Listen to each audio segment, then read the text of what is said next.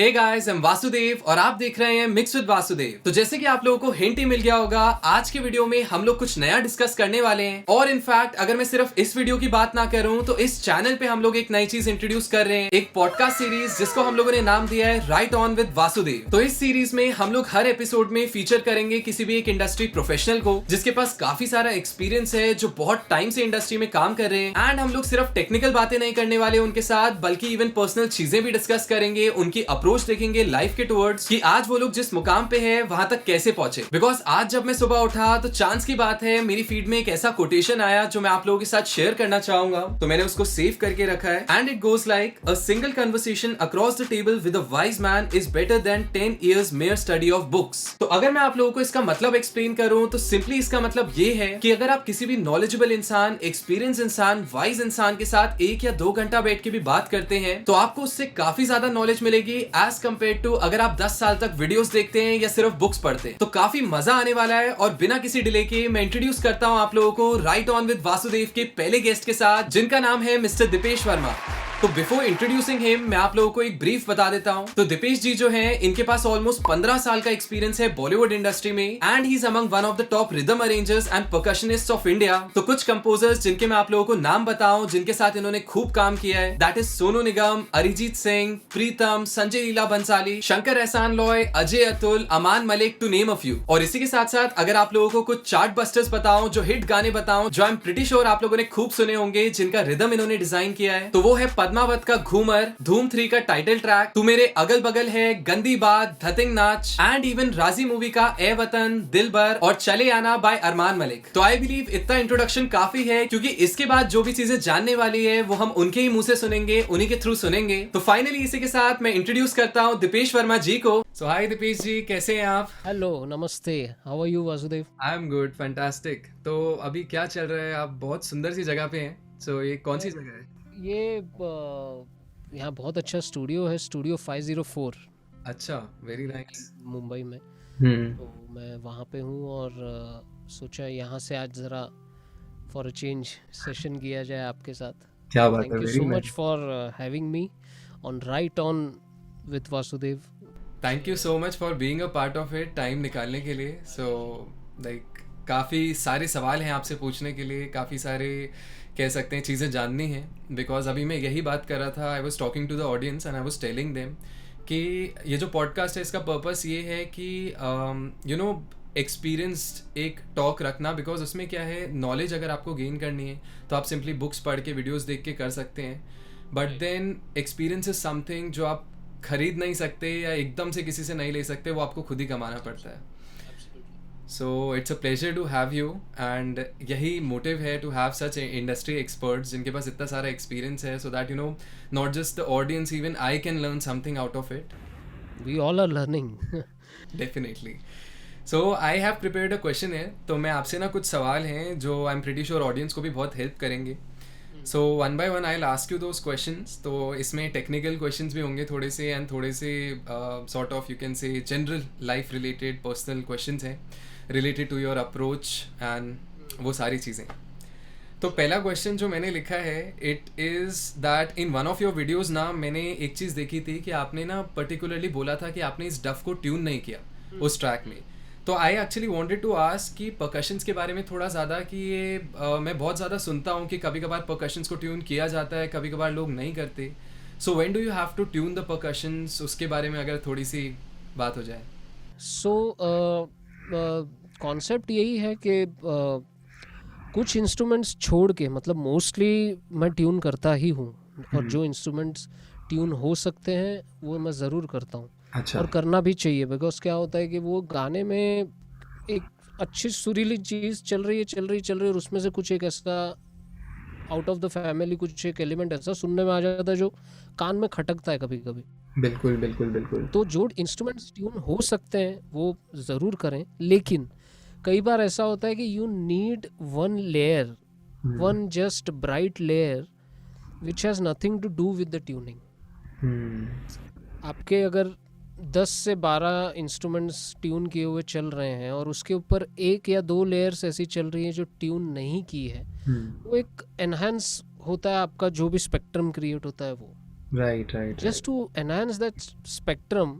मैं कभी कभी वो इंस्ट्रूमेंट को ट्यून ना करके एक रॉ फील देने के लिए, और but it's all depend on the composition. Right अगर कॉम्पोजिशन की वो डिमांड है तो ही कीजिए, otherwise it's not needed. Okay और वेरी ट्यूनिंग नाइस। भी मैं ये हाँ ऐड करना चाहूँगा इसमें कि आप कुछ इंस्ट्रूमेंट्स छोड़ के, जैसे तबला तरंग है, मादल तरंग है, या कुछ ऐसे तरंग वाले जो इंस्ट्रूमेंट्स हैं जो पूरे कॉर्ड में लगाए जा सकते हैं, वो छोड़ के जो रिदम के इंस्ट्रूमेंट्स हैं, try to tune it on the either on the sa और ऑन द पा और on the pancham, right right, first fifth notes. First और फिफ्थ। तो थर्ड क्या होता है, गंधार जब भी आप लगाएंगे तो वो ज़रूरी नहीं है कि गाने के साथ जाएगा पूरे गाने में, कहीं कहीं आके लग जाएगा, वो ठीक है, but try to keep it on either sa और pa. Perfect. That's how it is. तो बेसिकली जैसे आप बात कर रहे थे कि थोड़ा सा आप अलग से हट के सुनाई दे वो चीज़, अलग से हाईलाइट हो इंस्ट्रूमेंट, इसीलिए ट्यून नहीं करते। तो आर देयर एनी एग्जांपल्स? जैसे एक तो मैं इमेजिन कर सकता हूँ, एक क्लैप्स की बात आप कर रहे होंगे, नेचुरल क्लैप्स जब रिकॉर्ड करते हैं, करेक्ट। तो ऐसे और कौन सी चीज़ें हैं जिनको आप कभी कभार छोड़ देते? नहीं, क्लैप तो चलिए ठीक है, वो तो ह्यूमन ह्यूमन साउंड। साउंड है। बट इंस्ट्रूमेंट में मैंने बहुत बार ऐसा किया है, जैसे बजरंगी भाईजान का गाना है आज की पार्टी मेरी तरफ से, जो मैंने किया था, तो उसके अंदर मैंने डफ और ताशा ताशा तो ट्यून ही नहीं होता है, लेकिन डफ हो गया, और उसका एक छोटा वर्जन जो है डफ का, हल्गी जिसे कहते हैं महाराष्ट्र का, उसको मैंने ट्यून नहीं किया था ज़्यादा। तो ये ऐसा एक इंस्टेंस है कि वहाँ पे ट्यून ना करके ही एक लेयर ऐसी रख डाली।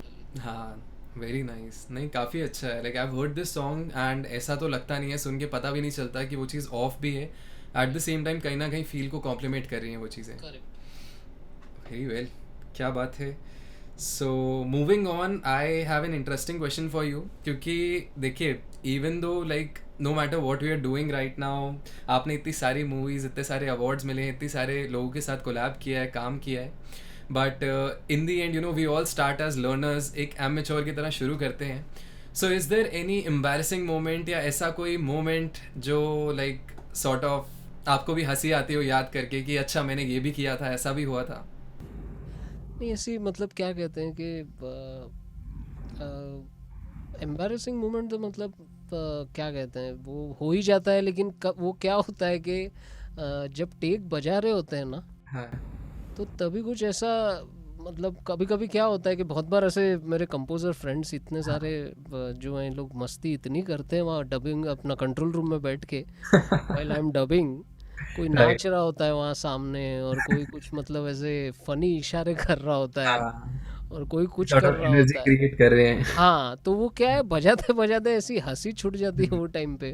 राइट। तो वो इतना मतलब क्या कहते हैं, वो क्या होता है, वो मोमेंट वहाँ बैठ के ही विटनेस करोगे तो ज़्यादा अच्छा लगता है। ये भी बात सही है, तो करेक्ट। वो मैं क्या कहते हैं, यहाँ मैं कितना भी समझा लूँ, एक्सप्लेन कर लूँ, अभी जैसे सनी इतना अच्छा दोस्त है, सनी एमआर, हाँ brilliant music producer and composer, तो उसकी मेरी बहुत मस्ती चलती रहती है। तो मैंने अभी बीच में कुछ हम लोग सेशन कर रहे थे यशराज स्टूडियोज में, विजय सर के साथ में ही।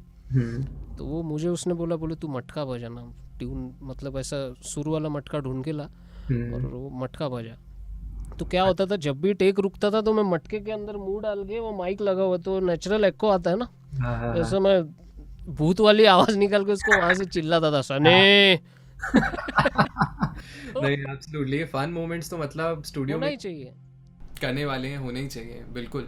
So apart from that anything जो आपको लगता है कि हाँ कहीं पे मे बी मैंने इंस्ट्रूमेंट कुछ करना था, कुछ कर दिया रिकॉर्डिंग में, या ऐसा कभी हुआ हो कि रिकॉर्डिंग करने के बाद आपने रियलाइज़ किया हो कि अरे मेरे को तो ये नहीं ये करना था, ऐसा कुछ कभी?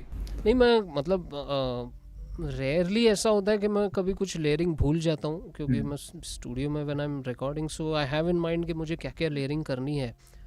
बट बहुत बार ऐसा हुआ है कि बजाते बजाते इंस्ट्रूमेंट की स्किन डैमेज हो गई है या फट गई है, हाँ हाँ हाँ। तो वो उस वक्त फिर दुकान उकान कुछ खुली मिलती नहीं है, तो दिमाग से जितना जुगाड़ कर करके आप उसको बजा के, लेकिन बहुत बार ऐसा भी हुआ है कि वहाँ डबिंग रूम में कुछ फटा है और इधर पता नहीं चला है, अच्छा।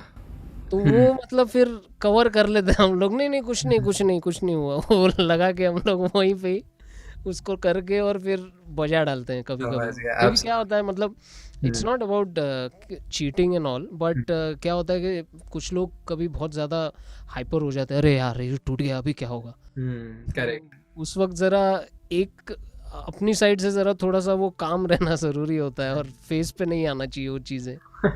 जैसे स्टेज पे भी जब आप मिस्टेक करें तो अब जैसे मेरे गुरु उस्ताद तौफीक कुरैशी वो यही बोलते हैं कि मिस्टेक करो तो ऐसा दिखाओ मत कि आपने कुछ बहुत बड़ा ब्लंडर कर दिया, ऐसा कर दिया, just smile and let it go.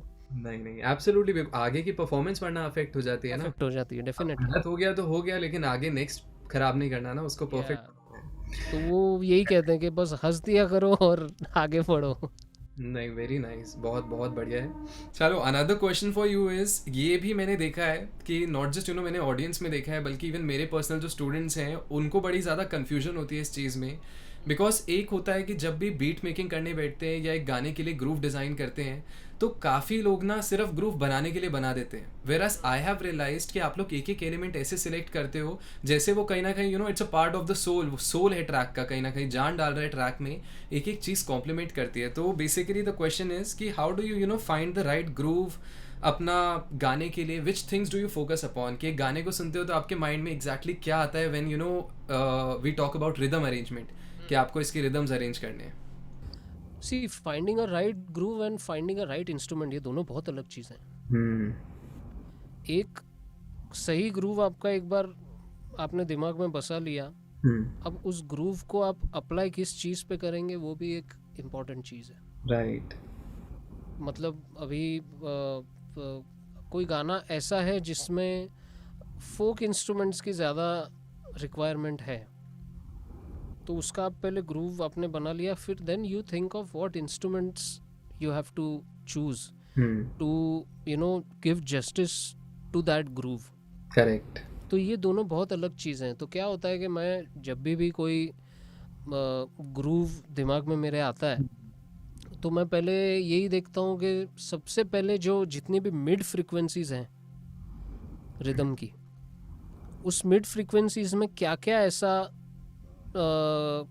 Scope है, क्या क्या ऐसा इंस्ट्रूमेंट है जो इस गाने के साथ अच्छा लगेगा। करेक्ट।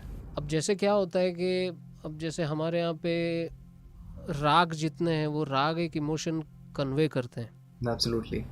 मेरा भी यही मानना है कि जो रिदम के जो अलग अलग इंस्ट्रूमेंट्स हैं they also convey a kind of an emotion in the song. तो अब कोई समझिए इंटेंस गाना है, जैसे सुल्तान का मैंने टाइटल ट्रैक किया था, राइज ऑफ सुल्तान, तो उसमें पूरा एक रिदम का पूरा सोलो का एक सेक्शन है पूरा which goes on trash cans and पूरा एंसेम्बल उसमें बज रहा है। तो उसमें एक एग्रेसिव फील दिखाना था because the film was all about that wrestler की लाइफ पे पूरी पिक्चर है। तो वो विशाल एंड शेखर ने इतना इम्पैक्टफुल वो ट्यून बनाया और फिर उसके बाद they asked me to do the groove thing और उस पे पूरे सोलो सेक्शन है।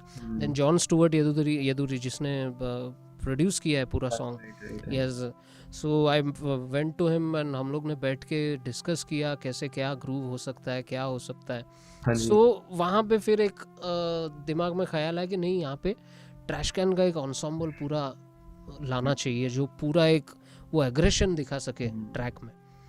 सिमिलरली आयत जो बाजीराव मस्तानी में मैंने किया, उसमें पूरा का पूरा एक सोलफुल एटमॉस्फेयर क्रिएट करना था रिदमिकली ऑल्सो, क्योंकि मेलोडी तो बहुत ही ब्यूटीफुल है जी, और रिदमिकली वैसा उसको क्रिएट करना था कि ना एग्रेशन दिखाई दे ना हैप्पीनेस दिखाई दे, बट वो जो एक क्या कहते हैं जो एक इमोशनल फील है गाने में वो दिखना चाहिए। तो ये आपके प्लेइंग में और आपके सोच में ये सब चीज़ें आनी बहुत ज़रूरी है। करेक्ट। क्या होता है कि जाके ऐसा नहीं है कि बस 2 बार 3 बार आपने गाना सुन लिया और हो गया, बिकॉज मैं जाके कंपोजर से ये भी पूछता हूँ कि आपकी सिचुएशन क्या है विजुअली गाने की, एब्सोल्युटली वहाँ पे क्या विजुअल्स दिख रहे हैं।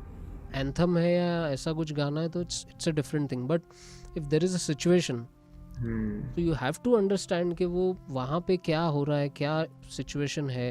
क्योंकि क्या होता है म्यूजिक डायरेक्टर के दिमाग में पूरा गाना एक छपा हुआ रहता है।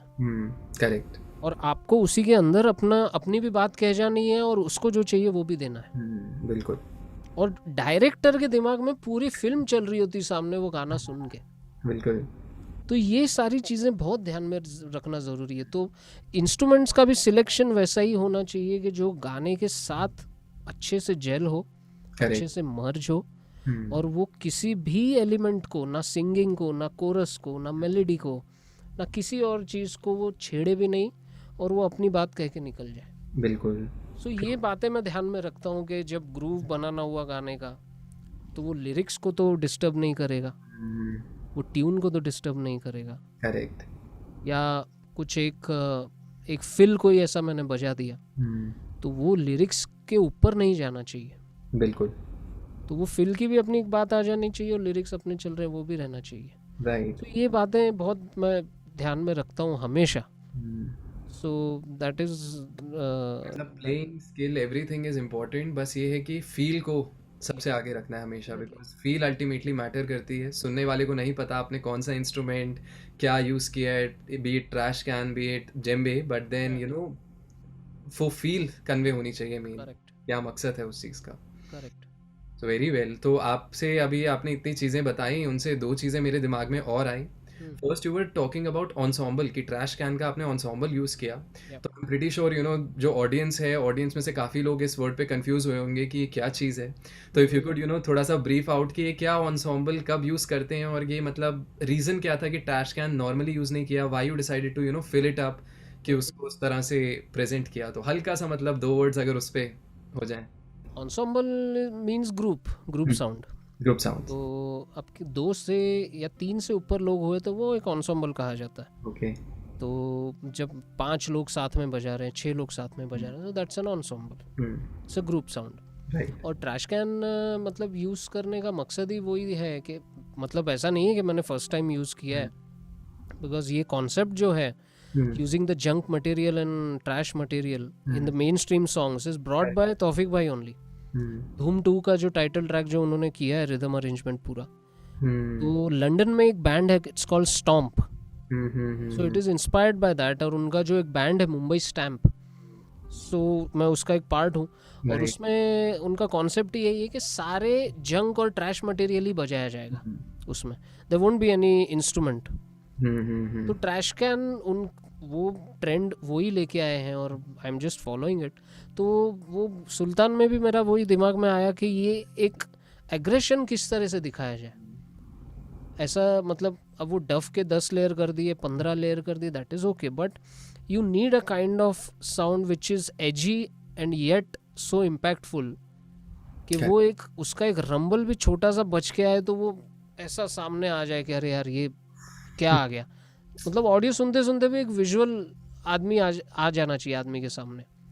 नहीं, मेरे सामने एकदम धूम का यू नो ट्यून आ गया, वो चीज़ जो एकदम यूज़ हुई थी, वो ट्रैश कैन्स और उसकी साउंड ना सारी, तो स्क्रैप की साउंड जो थी एकदम से वो ग्रूव आ गया सामने। कितना मतलब इंटरेस्टिंग कैची सा ग्रूव था कि अभी एकदम धूम का नाम लेते ही वो सामने आ जाता है।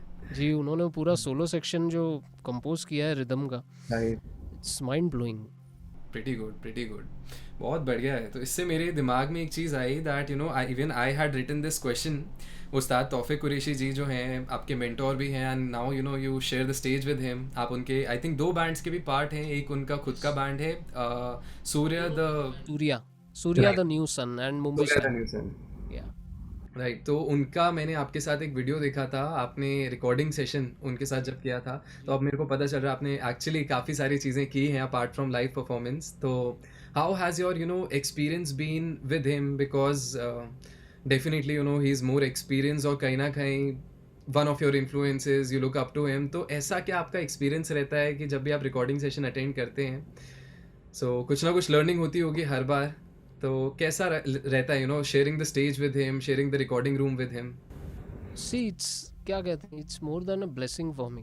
मतलब एक स्टूडेंट के लिए उसकी लाइफ में सबसे बड़ा मोमेंट यही होता है कि जब वो अपने गुरु के साथ स्टेज पे जाए और स्टेज शेयर करे, या रिकॉर्डिंग सेशन में उनके साथ उनके बगल में बैठ के बजाए। वो एक अपने आप में बहुत बड़ी उपलब्धि है और ब्लेसिंग मैं मानता हूँ इस चीज़ को, और उनकी ही दी हुई ये ब्लेसिंग है क्योंकि जो भी हूँ आज मैं, जो भी 2-4 लोग मुझे जानते हैं, मेरा काम पसंद करते हैं, वो सब उन्हीं की देन है, उन्हीं क्या का सिखाया हुआ है। और क्या कहते हैं, ये ऐसी चीज़ है जो चुकाई तो नहीं जा सकती, इसका कुछ रिटर्न तो आप कर ही नहीं सकते हो, क्योंकि एक गुरु का आशीर्वाद और माँ बाप का प्यार ऐसी चीज़ है जो कभी लौटाई, उस चीज़ का आप कुछ रिटर्न कर ही नहीं सकते हो, पे बैक है ही नहीं, उसका बना ही नहीं है आज तक। तो बहुत ही अपने आप को मैं ब्लेस्ड मानता हूँ इस चीज़ में। और वो गुरु तो हैं ही, लेकिन पिता की तरह हैं, एक दोस्त की तरह हैं, बड़े भाई की तरह हैं। तो हमेशा जब भी उनके साथ रिकॉर्डिंग सेशन जब भी होता है, तो एक आज भी मतलब मुझे 14 साल हो गए उनसे सीख रहा हूँ मैं, अभी भी मेरा सीखना चालू ही है और वो चलता ही रहेगा। तो हमेशा एक ऐसा एक्सपीरियंस होता है स्टूडियो में उनके साथ, आज भी इतने साल मतलब मैं बजा रहा हूँ और उनको देख रहा हूँ रिकॉर्ड करते हुए, आज भी ऐसा लगता है कि अरे यार ये क्यों नहीं दिमाग में आया ये इन्होंने कैसे कर दिया। तो that's why he is what he is, मतलब एंड वो that point, you know, experience है, मतलब अनबीटेबल, एक इंसान अनबीटेबल है। और देयर इज समथिंग, मतलब आई हैव सीन दैट के from control room to dubbing room there is a transmission of the person. वो एक ऐसा थॉट प्रोसेस बदलता है वहाँ डबिंग रूम में जाने के बाद, और उनका मतलब क्या कहते हैं, उनकी सोचने का उनका तरीका, अप्लाई करने का तरीका, वो इतना यूनिक और इतना अलग है।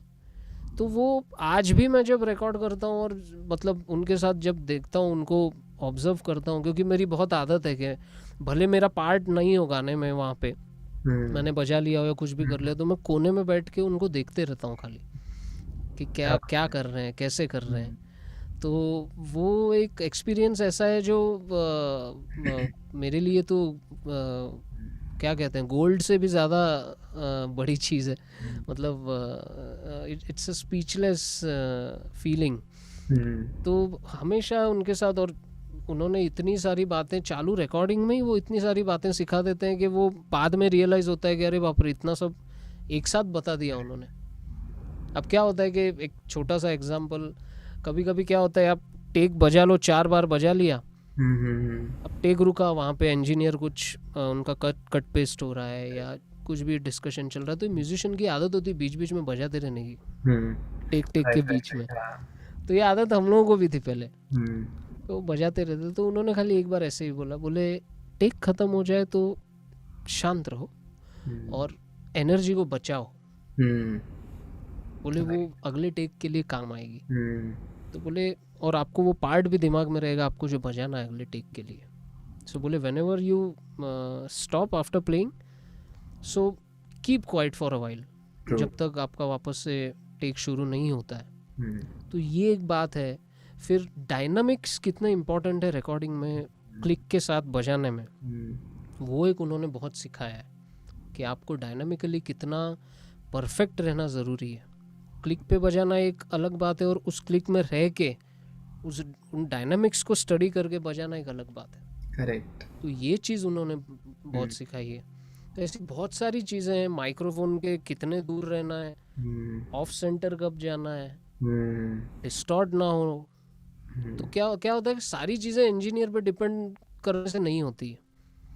कुछ चीज़ें आपको भी ध्यान में रखना बहुत ज़रूरी है कि मैं कितने डिस्टेंस पे बोलूँ, कितने डिस्टेंस पे मैं ऐसा कुछ, अगर मैं शाउट कर रहा हूँ या कुछ कर रहा हूँ, तो मुझे कितना दूरी पे रहना है, मुझे कितना ऑफ सेंटर रहना है, मुझे कितना नज़दीक रहना है, कुछ अगर सॉफ्टर टेक है या कुछ भी है। तो अभी जैसे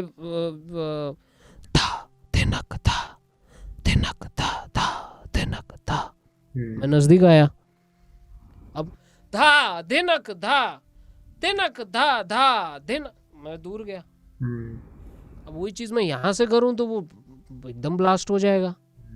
तो ये सारी ऐसी चीज लगी जैसे दोनों ही अलग इंसान थे या दोनों ही अलग टेक्सचर फील दे रहे थे, या so that you have to understand कि ये उन्हीं से ही सीखा है।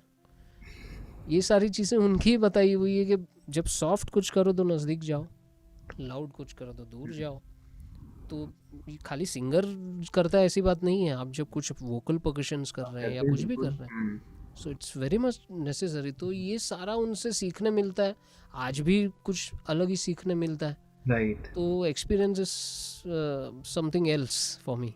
बहुत मज़ा आया मेरे को ऑनेस्टली, पता है सर सुन के, बिकॉज यही एंटिसिपेशन थी, यही एक्सपेक्टेशन थी। And when I am listening to you, तो बस like I am just getting inside that thing, इतना उस जोन के अंदर आ गया कि लाइक मज़ा आ रहा है वो चीज़, बिकॉज मैंने एक्सपीरियंस किया। अभी you were talking about that distance, mic में कितना रखना है, कब ऑफ एक्सेस जाना है। अब ये सब चीज़ें क्या है, हम किताबों से वीडियो देख के पढ़ तो लेते हैं कि वोकलिस्ट को ऐसे 4 से 6 इंचेस दूर होना चाहिए, 1 हैंड डिस्टेंस पे होना चाहिए, पॉप फिल्टर इधर होना चाहिए।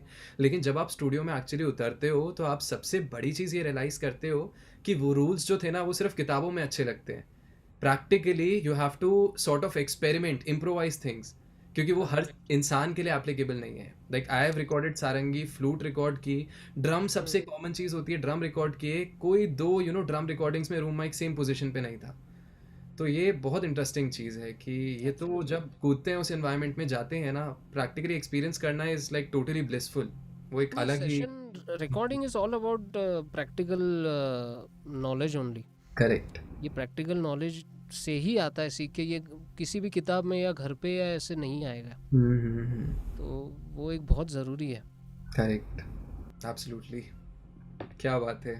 ओके, सो एक क्वेश्चन है, ये बड़ा इंटरेस्टिंग क्वेश्चन है कि क्या आपको बचपन से ही, शुरुआत से ही पता था कि आपको परकशंस ही प्ले करने हैं? और आई वुड से क्या आपका मतलब बचपन से ही इंटरेस्ट था परकसिव साइड में, परकशंस में? एंड लाइक पेरेंट्स के सपोर्ट के बारे में थोड़ा सा, कि पेरेंट्स का कैसा रहा सपोर्ट जर्नी में? एंड क्या थोड़ी बहुत स्ट्रगल्स, अगर कॉम्प्लिकेशंस थी तो थोड़ा सा अगर आप उस फेज के बारे में बता सकते, व्हेन यू स्टार्टेड लर्निंग।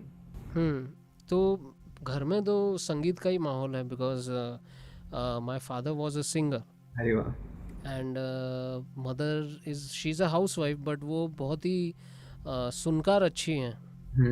तो बचपन से ही माहौल घर में वैसा रहा। और क्या कहते हैं, पिताजी ने बहुत कम उम्र में ही जगजीत जी से इंट्रोड्यूस करा दिया, स्कूल के जाने के एज में नुसरत साहब से इंट्रोड्यूस करा दिया, और क्या बात। जाकिर भाई से इंट्रोड्यूस करा दिया। मतलब जानता किसी को नहीं था, बट ही वाज लाइक के ये सुन, ये सुन, इनको सुन, इनको सुन। फिर पुराने गाने जितने भी हैं वो उन्होंने सुनाने शुरू कर दिए। तो लेकिन क्या हो गया कि वो ऑटोमेटिकली रिदम की तरफ मेरा झुकाव ज़्यादा होने लगा, राइट। बीइंग सिंगर सन। लेकिन मेरा ज़्यादा इंटरेस्ट उसी में ही होने लगा। और मैं जब उनके साथ मैंने पहले बजाने की शुरुआत की, तभी भी मैंने छोटे छोटे परकशंस लेके उनके पीछे स्टेज पे बैठ के बजाना शुरू किया। तो वो पहले से ही मेरा झुकाव रिदम की तरफ रहा।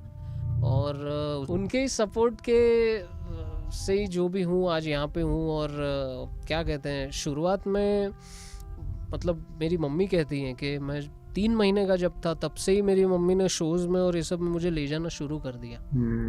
तो वो 3 महीने से जब कान में वो कंटिन्यू म्यूज़िक म्यूज़िक म्यूज़िक पढ़ता रहा, तो स्कूल में भी फिर ऐसा होता था कि कभी कुछ शो हुआ या ऐसा हुआ तो प्रिंसिपल से जाके रिक्वेस्ट कर ली कि कल नहीं आऊँगा तो चलेगा क्या आपको। मतलब मैं पहला ऐसा कोई बच्चा होऊंगा स्कूल का जो जाके अगले दिन की छुट्टी मांग रहा है। तो करेक्ट। वैसा सब होता था। और फिर कॉलेज में गए और अपना बीकॉम कंप्लीट किया, क्योंकि पिताजी हमेशा वही कहते थे कि म्यूज़िक तो कर ही रहे हो सब ठीक है, लेकिन एक डिग्री हाथ में रहना बहुत ज़रूरी है जी। तो वैसा फिर मैं बोला चलो ठीक है आप लोगों के लिए, क्योंकि मेरा तो ऑनेस्टली इतना था नहीं इंटरेस्ट। अभी भी कॉलेज में मार्कशीट रखी हुई है जो फाइनल बीकॉम की, मैं जाके लाया ही नहीं हूँ अभी तक। तो वैसा सब रहा। और फिर तौफिक भाई से इंट्रोड्यूस हुआ, मैं उनके पास गया, वहाँ से एक अलग ही वर्ल्ड पूरा खुल गया मेरे लिए रिदम का। तो ये सारी चीज़ें मेरे माँ बाप के सपोर्ट से ही हुई है और उनके ही ब्लेसिंग्स हैं और उनका ही एक क्या कहते हैं एनकरेजमेंट जो रहा है हमेशा थ्रू आउट, तो उसी की वजह से ही सब कुछ जो हूँ मैं आज यहाँ पे हूँ, क्योंकि I lost my father last year Oh. And so he was like कि वो कहते थे हमेशा, मतलब बोले मेहनत कर बस और कुछ मत कर, दिल जान से बोले मेहनत कर, बाकी सब बोले अपने आप अच्छा होगा। बोले जो भी काम करो उसमें दिल लगा के, मेहनत लगा के, जान लगा के करो, बाकी उसका आउटकम वो अपने आप तुम्हारी फेवर में आना ही आना है। Right. अपनी तरफ से कोई कसर मत छोड़ना। बिल्कुल बिल्कुल। तो वो सारी चीज़ें उनकी याद आती हैं अभी भी, और उनकी सिखाई हुई बातें भी याद आती है कि जो भी करो ईमानदारी से करो। Correct. और आप ये सामने चीज़ है तो उसको आप इस तरह से ना देखें कि ये कुछ यार क्या कर रहा हूँ मैं, क्यों कर रहा हूँ मैं। मतलब यू आर ब्लेस्ड दैट आपका जो पैशन है वही आपका प्रोफेशन है। True, true, true. So enjoy each and every moment of that. तो Right. वही सब है। तो यही like I am so grateful to hear this. पता है अभी आप ये सब चीज़ें बता रहे हो, मुझे लग रहा है मेरी मम्मी बोल रही हैं, क्योंकि my mother has been supportive throughout. Non musical background था, एंड आई एम श्योर जो भी ऑडियंस मोस्टली देख रही होगी ये वीडियो, काफ़ी सारे लोगों का बैकग्राउंड नॉन म्यूज़िकल होगा, एंड वहाँ पे एक्चुअल स्ट्रगल आती है to convince your parents. And you know I myself being a drop out, मैंने मेरा admission Delhi college of engineering में हुआ था 2017 में, आई थिंक फर्स्ट ईयर में था मैं मैकेनिकल इंजीनियरिंग। तो I dropped out before my first year completed. तो उसकी अलग स्टोरी है कि मेरे को एक इंटर्नशिप मिली and I was incline towards that side. Plus in the end what I have seen is parents जो है ना, पेरेंट्स कितना भी तुम्हें बोले ये करो वो करो, एंड में ना वो यही चाहते हैं कि हमारा बच्चा खुश रहे, इमोशनल होते हैं। तो इवेंचुअली वही है, dad also agreed half heartedly. Mummy तो ये कहती थी तू सब छोड़ दे, तेरे को जो करना है तो वो कर, बट देन डैड ऑब्वियसली थोड़ा सा उस तरह से सोच रहे हैं, because in the end you need to maintain that balance. तुम्हें सर्वाइवल भी करना है, तुम्हें एंजॉय भी करना है, जो पैशन है उसको भी फॉलो करना है। तो दैट टाइम मैं dropped out, and then ever since even I didn't look back. मैं तो टीसी भी लेने नहीं गया कॉलेज में, तो मैं I could relate to that thing आपने जो बताई डिग्री वाली। एंड अपार्ट फ्रॉम दैट मेरे को वो बात याद आई, अभी क्यूए नहीं किया था मैंने मम्मी के साथ, 5000 जब सब्सक्राइबर्स हुए थे हमारे चैनल के, तो उसमें मम्मी ने ये चीज़ बोली थी कि मेरे ना थोड़ा ग्रैंडफादर भी सब इंक्लाइंड उस साइड थे एजुकेशन की तरफ। तो आई यूज़ टू प्ले गिटार, तो वो यही चीज़ बोलते थे कि ये क्या टुनटुना बजाता रहता है, ये चीज़ करता है। तो मेरी मम्मी एक ही चीज़ बोलती थी कि टुनटुना ही सही, लेकिन फिर उसको ना ऐसे बजा जैसे फिर और कोई नहीं बजा सकता। जब भी उसको पकड़े या करने बैठे ना, कोई भी काम कर, 10 चीज़ें मत कर, एक चीज़ कर, लेकिन फिर उसको ऐसी कर जैसी और कोई नहीं कर सकता, उस इंटेंशन के साथ। बहुत मज़ा आया सुन के मेरे को ये चीज़ ना, टोटली आंखें भर आती हैं जब कभी कभार सोचते हैं ना कि how grateful we are to be like among इतने लोगों के साथ, वैसे लोगों के साथ, एंड हैविंग सच पेरेंट्स। तो बस यही एम रहता है। मैं भी बीच बीच में ऐसे वीडियोस डाल के कभी अपने पर्सनल एक्सपीरियंस शेयर कर देता हूँ, बिकॉज अल्टीमेटली नॉलेज ज़रूरी है, स्किल ज़रूरी है, हार्डवर्क ज़रूरी है, but you know mindset is very important. वो होना बहुत ज़रूरी है। ज़रूरी है। तो वो और माँ बाप का साथ रहना, सपोर्ट रहना, मतलब मैं तो सबसे जो भी माता पिता हैं जो म्यूज़िक कर रहे हैं उनके, तो सबसे यही रिक्वेस्ट है मेरी कि अगर आपको अपने बच्चे में वो लगन दिख रही है, वो जज्बा दिख रहा है, तो प्लीज़ प्लीज़ उसे सपोर्ट कीजिए। करेक्ट। उसे एक बार क्या कहते हैं, उसे एक मौका दीजिए अपने बच्चे को, और उस चीज़ में आप उसको सपोर्ट करें, तो आई एम श्योर कि आप लोगों का साथ होगा, तो he will do wonders. So that is very important. Right, parents का सपोर्ट बहुत ज़रूरी है। मैं यही बोलता हूँ, कभी मेरे पास आते हैं स्टूडेंट्स जो 12th क्लास में भी है कि हमें कॉलेज नहीं जाना, हमें ये छोड़ना है, तो मैं पेरेंट्स को यही बोलता हूँ चलो आप फुली ट्रस्ट मत भी करो, बिकॉज काफ़ी बार क्या है, सीरियसनेस भी सब में नहीं होती वो चीज़। तो आप ऐसा कर दो, आप 1 साल का गैप दे दो, बिकॉज 1 साल में तो कोई चीज़ें ऊपर नीचे नहीं हो जाती, 1 साल लेट चले जाएंगे कॉलेज। आप इनको 1 साल का गैप दो, इनके पास 1 साल है प्रूफ करने के लिए आपको। तो अगर ये कर लेते हैं, अगर आपको दिखता है वो चीज़ ग्रो कर रही है, देन व्हाई नॉट। मतलब there should be a middle point, rigid नहीं रहना चाहिए। Absolutely absolutely. बिल्कुल। So there is another question, एक और मज़ेदार क्वेश्चन है कि exactly how many instruments do you own या फिर play, because you know there is one of my students also जो कैलिफोर्निया से हैं, उनका नाम नील है. तो he has this world record for playing I believe 103 या 108 instruments at the age of 14. तो I was taking his sessions, तो हर बार क्या है वो ना कुछ अपना ही रिकॉर्ड कर लेते थे. ऐसे इंस्ट्रूमेंट्स जो मैंने कभी सुने भी नहीं, कोई चाइनीज़ इंस्ट्रूमेंट, कोई वहाँ का इंस्ट्रूमेंट, कोई अरेबिक इंस्ट्रूमेंट हो गया. तो what I wanted to ask was कि apart from the serious question, क्या मुश्किल होता है ऐसे इंस्ट्रूमेंट्स कलेक्ट करना? बिकॉज हमारी नॉर्मल शॉप्स में तो हमें गिटार, ड्रम्स, यूकुलेले ये दिख जाते हैं टंगे हुए, but then how do you know get these instruments अगर एक माइंड में आता भी है कि चलो ये बजाना है? हम्म नहीं, मेरे पास तो मतलब मुझे खुद को याद नहीं है मेरे पास कितने इंस्ट्रूमेंट्स हैं अभी, और मैं कितने बजा लेता हूँ वो भी मैं मतलब आई डोंट काउंट. तो मतलब वेरी क्या है, नाइस. बहुत अच्छी बात है कि ये आपको अगर किसी इंस्ट्रूमेंट को बजाना है तो उससे पहले उसका एक 10-20% नॉलेज ले लीजिए. Correct. Then you can you know manage to play on it. और कलेक्शन करने की जहाँ तक बात है तो मतलब ये एक बहुत अनफॉर्चुनेट चीज़ है हमारे देश में कि जितने भी शॉप्स हैं इंस्ट्रूमेंट्स के, तो जितनी चीज़ें हमको चाहिए वो अवेलेबल नहीं है. करेक्ट. और जैसे आप यूएसए में जाएंगे तो गिटार सेंटर है, वहाँ पे हर एक जॉनरा का, हर एक इंस्ट्रूमेंट का एक सेक्शन है अलग से. तो वहाँ पे आपको जो चाहे आप ले सकते हैं, जो चाहे आपको मिल सकता है. लेकिन यहाँ पे अनफॉर्चुनेटली वैसा है नहीं. तो कोशिश यही रहती है कि जब जब ट्रैवल करें, जहाँ बाहर जा रहे हैं, अब्रॉड जा रहे हैं, तो वहाँ से फिर कुछ इंस्ट्रूमेंट खरीद लिया जो यहाँ नहीं है. और हमेशा कोशिश ये रहती है कि एक्स्ट्रा क्वांटिटी में खरीदा जाए ताकि इसको कुछ हुआ तो एक बैकअप प्लान रेडी रहता है. तो अभी जैसे मैं अंतालिया नाम की एक जगह है which is 3 hours flight from Istanbul. तो वहाँ मैं गया तो एक डाफ करके इंस्ट्रूमेंट आता है गोल्ड. लेकिन वो डाफ कैसा है, उसके पीछे मेटल के रिंग्स हैं. हाँ. तो वो मुझे वहाँ पे मिल गया. तो मैंने वो वहाँ से ले लिया. मैं बोला अभी ये मौका छोड़ना नहीं है जी. तो वो मैंने वहाँ से ले लिया. फिर एक ब्राज़ीलियन इंस्ट्रूमेंट है, इट्स कॉल्ड बातायों. अच्छा. BATAJON but it's pronounced like बातायों. अच्छा. तो वो एक ऐसा वुडन पखावत जैसा ही आपको दिखेगा, बट उसके ऊपर के सरफेस पे एक होल रहता है. अच्छा. So you can create the bend from that hole. Okay. So that I have.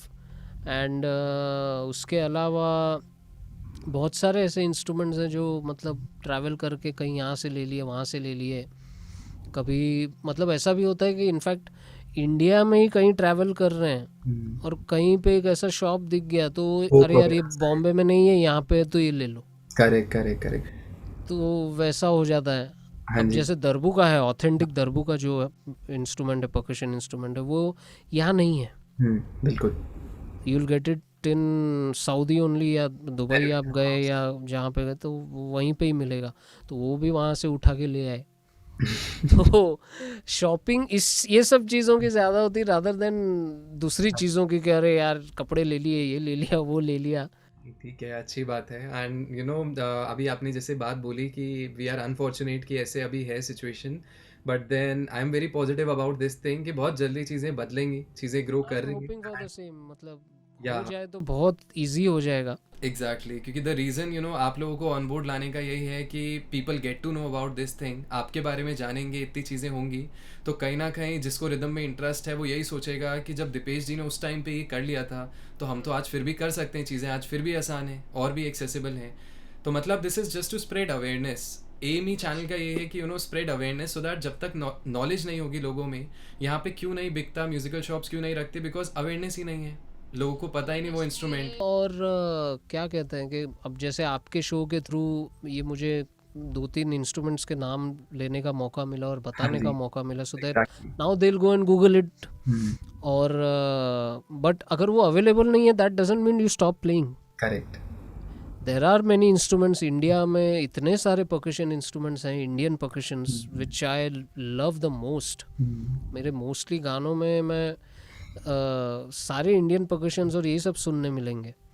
अब जैसे यहाँ जो डफ बजती है, you can play it as a doira, what is that which is from Uzbekistan. Correct. उसको आप यहाँ पे ट्यून वैसा आप ठीक से करें और हैंड की टेक्निक वैसी रखें, you can play it like that. So अगर अवेलेबल नहीं है by any chance, you have this option. So वैसा भी आप कर सकते हैं. बट अगर इंडिया में भी देखें तो खाली इंडिया में भी there must be a lot of instruments. Lot of which मतलब मैंने भी कितने सारे सुने नहीं है. इतने सारे ऐसे इंस्ट्रूमेंट्स हैं जो मैंने खुद ने अभी तक मैं खुद एक्सप्लोर कर रहा हूँ अभी भी. एब्सोल्युटली. क्योंकि इतना, एक तो हमारा कल्चर इतना रिच है. करेक्ट.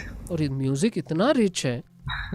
मतलब एक एक कस्बे में छोटे छोटे चले जाइए, वहाँ उनके खुद के बनाए हुए इंस्ट्रूमेंट है. Correct correct. मणिपुर में आप जाएंगे, वो मणिपुर का एक अलग ढोल है उनका.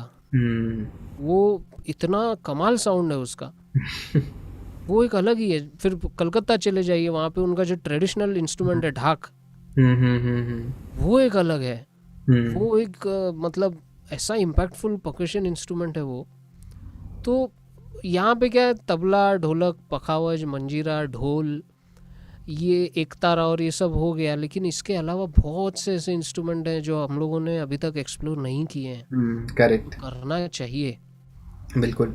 और मतलब और उनका साउंड इतना प्यारा है और इतना अमेजिंग है, तो वो बहुत ज़रूरी है करना. अच्छा, अपार्ट फ्रॉम एक जनरल क्वेश्चन, अपने इंडिया का क्लाइमेट भी बहुत फ्लक्चुएट होता है. गर्मी होती है तो खूब गर्मी, ठंड तो ठंड एकदम. So how do you maintain those instruments? क्योंकि वो सब mostly skin instruments, string instruments होते हैं. स्ट्रिंग्स में तो आई थिंक डिट्यून करके रख सकते हैं, प्रॉपरली कवर करके. उसमें भी ऐसा ही कुछ होता है कि लूज कर दिया स्किन? मोस्टली तबला भी ऐसा ही होता है. तबले को भी आप बजाने के बाद डिट्यून करके रख दीजिए. या डफ भी हो गया तो उसको भी आप अगर ट्यूनिंग का ऑप्शन है तो कर दीजिए. बट होता है कि मैं साल में एक या दो बार मेरी कोशिश रहती है कि सारे इंस्ट्रूमेंट्स को मैं शॉप में जाके उसकी स्किन चेंज करूं, या उसका लकड़ा अगर पूरा फूल गया है या कुछ ऐसा हो गया है तो मैं उसको चेंज करूं. या फिर उसके जो नट्स हैं, जो मेटल नट्स हैं जिनको जंग लग जाता है कभी कभी, वो बदल दिए. तो वो मेंटेनेंस करना बहुत ज़रूरी है. क्योंकि एट द एंड आप जो भी कर रहे हैं वो इंस्ट्रूमेंट बजा के जो भी आप दिखा रहे हैं वो उसी पे है. वो इंस्ट्रूमेंट जब तक मेंटेन नहीं रहेगा तब तक आप कुछ नहीं कर सकते. Correct, make sense. ओके, सो एक क्वेश्चन है थोड़ा सा प्रैक्टिकल, आपके एक्सपीरियंस से रिलेटेड, कि आपका एक्सपीरियंस कैसा रह चुका है डिफरेंट रिकॉर्डिंग स्टूडियोज में रिकॉर्ड करके? बिकॉज आई एम श्योर आपने बहुत सारे स्टूडियोज देखे होंगे दुनिया में. तो since all of the recording rooms they have their own sound. कोई दो स्टूडियो के अकूस्टिक सेम नहीं होते. तो लाइक एक पर्सनल वो होता है ना कि मेरे को पर्सनली ये स्टूडियो प्रेफरेंस ज़्यादा है, मेरे पास अगर ऑप्शन होता तो मैं इसी स्टूडियो में रिकॉर्ड करता. तो ऐसे कौन से आपके पर्सनल फेवरेट स्टूडियोज हैं, कंट्री या वर्ल्ड वाइड? मिल के मुझे मारने वाले हैं. नहीं, 19-20 का फर्क में भी. नहीं, ऐसा नहीं है. 19-20 की बात नहीं है. Actually it's more about how comfortable you are. Correct.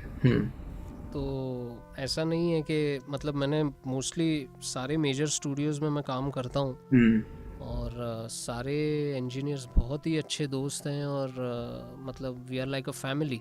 Correct. तो अब लेकिन क्या होता है कभी कभी, अब जैसे मुझे कभी पूछा जाता है कि आप कहाँ रिकॉर्ड करना पसंद करते हैं, तो मैं फिर अगर मुझे उतना क्या कहते हैं छूट मिल रही है और या मुझे अगर उतना फ्रीडम दिया जा रहा है तो आई वुड से कि मैं यशराज स्टूडियो में प्रेफर करता हूँ with mister Vijay Dayal. Very nice. क्या बात है.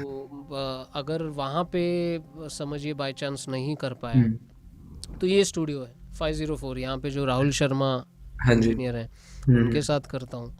कभी कभी मैं फिर प्रमोद चांदोरकर जी के यहाँ पे साउंड आइडियाज़ में वहाँ पे रिकॉर्ड करता हूँ.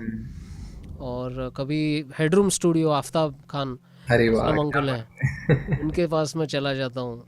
तो वैसा सब रहता है. तो इट्स ऑल अबाउट कि आपको कहाँ पे आप सबसे ज़्यादा कंफर्टेबल है. मैं सब जगह कंफर्टेबल हूँ, सबके साथ मैं कंफर्टेबल हूँ. लेकिन अब अभी क्या होता है कि अब विजय सर के साथ इतने साल से मैं करेक्ट, उनके साथ काम कर रहा हूँ वो कर रहा हूँ, तो वो क्या होता है ना कि एक दूसरे का एक मूड पता चल जाता है, बॉन्डिंग हो जाती है, वर्क फ्लो। बॉन्डिंग हो जाती है, और मेरे बिना मैं क्या चाह रहा हूँ क्या सोच रहा हूँ, और उनके बिना बोले मुझे पता चल जाता है कि यहाँ पे कुछ गड़बड़ बजा दिया है या ऐसा कुछ कर दिया है। तो वो वही बात है, बट सारे स्टूडियोज बहुत अच्छे हैं, मतलब लकीली बॉम्बे में वी आर फॉर्चुनेट के इतने हाई एंड के गेयर्स हैं यहाँ पे, करेक्ट, और इतने क्या कहते हैं अमेजिंग इंजीनियर्स हैं। अब जैसे मुरली है, Murli is a very good friend. अच्छा, फिर शादाब भाई हैं, फिर विजय सर हैं, जी, असलम अंकल हैं, हाँ फिर जी, आजीवासन स्टूडियो में अगर आप जाएं तो देन अवधूत वाडकर हैं, प्रमोद जी हैं। क्या बात है, तो बहुत मज़ा आता है इन सबके साथ काम करने का, बट वो एक क्या कहते हैं कि एक खाली आपका एक कंफर्ट जोन की बात है, बाकी कुछ नहीं है। तो मेरा एब्सोल्युटली, विजय जी के साथ ज़रा कंफर्ट जोन बहुत ही अच्छा रहा है, तो मैं मौका मिला तो वहाँ करता हूँ, बट ऐसा नहीं है कि अगर यशराज नहीं है तो कहीं नहीं। जी, जी, जी। That's really nice. तो आपकी मदद से ना हम कोशिश करेंगे विजय जी को भी ले आए इस सीरीज में। ज़रूर, मैं भी I'd आपके love to, साथ। have all of them here। Shadab जी से भी मेरी बात हुई थी, तो या मतलब इतना कुछ सीखने को, छोटी छोटी बातों में, छोटे छोटे आप लोगों के आंसर्स में इतना एक्सपीरियंस दिखता है। आपने इतने स्टूडियोज़ का नाम बताया, काफ़ी मेरे को भी नहीं पता थे। तो ये है कि अब now people will go research करेंगे, अच्छा ऐसे कौन से गेयर्स होते हैं वहाँ पे जो अलग होते हैं, तो देख वो चीज़ ना इनिशिएट कर देती है कि हाँ देखो, कि वो होता है ना, समुंदर में पैर रखते हैं तो पता चलता है कि वो एंडलेस है। एंडलेस है, तो ऐसे ही डेफिनेटली। बहुत मज़ा आता है, एक डायरेक्शन मिल जाए। या alright, so apart from technical personal question हमने जो पूछा, एक थोड़ा सा स्पिरिचुअल साइड पे क्वेश्चन ये है कि if there is one thing that you wish you did when you were starting off, मतलब ऐसी अगर कोई चीज़ आपको लगता है कि मैं काश उस वक्त कर लेता तो मे बी थोड़ा सा बेटर होता या वो होता, बिकॉज हम लोग अल्टीमेटली चीज़ें रियलाइज तो करते हैं, ग्रोथ तो होती है, बट क्या ऐसा कुछ था आपकी लाइफ में कि हाँ मुझे लगता है कि अगर ये मैंने पहले ही कर लिया होता तो थोड़ा बहुत बेटर होता या कुछ होता, ऐसी कोई गाइडेंस किसी ऑडियंस को उस पर्सपेक्टिव से कि ये चीज़ फॉलो करना, ये चीज़ मिस आउट मत करना जो मेरे से हो गई थी, या ऐसा कुछ आप फील करते हो? नहीं, मुझे जहाँ तक लगता है मैं जहाँ तक बिलीव करता हूँ कि हर चीज़ का एक वक्त होता है। राइट, आपको उस वक्त के पहले वो चीज़ नहीं मिल सकती, मतलब हार्ड वर्क तो जारी रहना ही चाहिए, बट अब जैसा ये मैंने अभी 2021 में रिदम अरेंजमेंट में स्पेशली 10 साल कंप्लीट किए हैं। उसके पहले से मैं बजाते आ रहा हूँ, लेकिन जो प्रॉपर रिदम अरेंजमेंट जो मैंने शुरुआत की वो 2010 में की, राइट, तो 10 साल पूरे मैंने कर लिए। तो वो एक लिखा हुआ था कि मैं वो चीज़ शुरू करूँगा 2010 में, उसका वक्त वो तय था कि 2010 में वो चीज़ होनी है। तो मैं मतलब ऐसा कोई अंदर मेरे अंदर वो नहीं है कि अरे यार ये उस वक्त अगर कर लिया होता या उस वक्त सोचा होता तो ज़रा अच्छा रहता। तो मैं वही एक वक्त पे मानता हूँ, और यही मानता हूँ कि आप मेहनत चालू रखिए अपनी, वो हर चीज़ आपके लिए एक वक्त पे लिखी गई है, वो हो जाएगी आपके लिए, correct, but that doesn't mean you stop trying for it. Absolutely, you नहीं कीप मिला। On trying for it, keep working hard for it. अगर आपकी नीयत सही है और आपके इंटेंशंस और आपके कर्म अच्छे हैं तो ऐसा भी हो सकता है कि वक्त से पहले वो चीज़ आपको मिल जाए, बट आप अपनी मेहनत जारी रखिए, अपना डेडिकेशन अपना वैसा ही रखिए, तो वो होते जाएगा आपके लिए। आपके गुरु का और माँ बाप का आशीर्वाद है, राइट, तो हर चीज़ आपके लिए होती जाएगी। नहीं वो श्री कृष्ण भगवान बोलते थे ना कि कर्म करते जाओ, फल की चिंता मत करो। या वही, मैं भी मतलब मैं ऐसा कोई सोच के नहीं जाता हूँ कि मुझे कोई एग्जैक्टली, ब्लॉकबस्टर ये गाना करना मिला है। है तो मैं उसी के लिए अरेंज कर रहा हूँ जाके। प्रेजेंट में वो खुश सोच के रहो, नहीं जो कर रहे हो उससे सेटिस्फैक्शन मिलनी चाहिए। जैसे मेरे या को एक बात याद आई, जुबिन नौटियाल जी अभी आए थे कुछ टाइम पहले हाँ टी सीरीज में, तो वहाँ पे उनसे एक सवाल पूछा था किसी ने कि आप अपनी थोड़ी सी स्ट्रगल स्टोरी के बारे में बताइए। या उन्होंने बहुत अच्छा जवाब दिया था। उन्होंने यही बोला था कि कभी भी अगर आपको लगे ना कि आप स्ट्रगल कर रहे हो, तो समझ जाओ कि आप गलत जगह पे हो। डेफिनेटली। तो मतलब from wrapping cables to recording mixing कुछ भी कर रहे हो आप, चाहे आप माइक मेंटेनेंस का काम कर रहे हो, अकाउंटिंग का काम कर रहे हो, स्टूडियो में कुछ भी कर रहे हो, छोटी बड़ी कोई चीज़ नहीं है, just enjoy that process. Because मतलब ये मैं एग्जाम्पल वहाँ से लाया बिकॉज मैंने वैसे शुरू किया था। फर्स्ट मेरी जो इंटर्नशिप थी, मेरा काम था कि माइक्स को पैक करके रखना, रिकॉर्डिंग के वक्त लगाना, and I was just responsible for recording, उसके अलावा और कुछ नहीं करना। तो what I use to do was कि रिकॉर्डिंग किया, शाम को इंजीनियर आए, प्रोड्यूसर आए, उनका काम ख़त्म हुआ, उसके बाद I use to stay back and try to mix those tracks पीछे से प्रैक्टिस के लिए कि कुछ ट्राई करते हैं, क्योंकि करना तो था ही कभी ना कभी। बट कोई एक्सपेक्टेशन नहीं थी कि चलो अगर नहीं मिल रहा प्रोजेक्ट, मतलब सच में कुछ करना होगा, अभी सीखना होगा। तो अच्छा था मतलब वो टाइम भी ना। मैं तो मतलब ये कहूँगा कि मेरा पहला गाना जो हम्म। मैंने एज अ रिदम अरेंजर किया वो रिलीज ही नहीं हुआ है, अच्छा। क्या बात है। वो फिल्म ही नहीं आई है। हाँ। अच्छा। तो मतलब घर गए ऐसे मस्त सोच के, अरे यार आज तो कर दिया, मतलब रिदम अरेंज क्या करना होता है वो कर दिया है। हम्म। अब वो बाद में पता चला पिक्चर बाहर ही नहीं आ रही यार। अच्छा। तो अब क्या वो उस चीज के ऊपर अटक के थोड़ी रह सकते हैं आप। कि अरे यार इतनी मेहनत की थी और हाँ मतलब दूसरे दिन उठेंगे, रोज उठ के रोज नए मौके मिलते हैं। करेक्ट। अब वो मौका कैसे हाथ में पकड़ के रखना वो आपके लिए। अब हम्म। मैं यही सोच के रखूं कि अरे यार कल जो गाना किया वो अब कब रिलीज होगा, पिक्चर तो चली गई, अब वो आएगी नहीं, लेकिन सामने मेरे और कुछ है जो जहाँ पे मुझे रहना बहुत ज़रूरी है उस वक्त। Right right right right so I look forward to that opportunity. Hmm.